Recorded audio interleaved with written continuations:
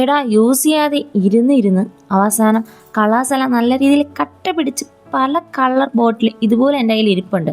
ഇതിനൊക്കെ ഏകദേശം ഒരു 4-5 വർഷത്തെ പഴക്കമുണ്ട് കേട്ടോ.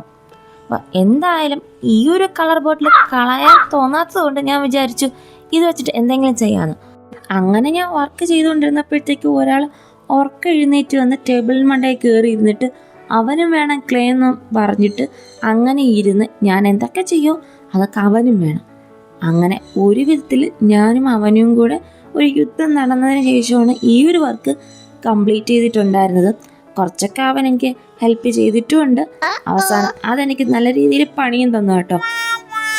കുറേ ക്ലേ നല്ല രീതിയിൽ വേസ്റ്റായി പോയിട്ടുണ്ടായിരുന്നു. അവസാനം എന്താ ഈ ഒരു രീതിയിൽ വെച്ചപ്പോൾ അതും സെറ്റായില്ല. അവസാനം പെറ്റൽസിൻ്റെ നീളമൊക്കെ കുറച്ച് ഒന്ന് സെറ്റ് ചെയ്ത് എടുത്തിട്ടുണ്ട്.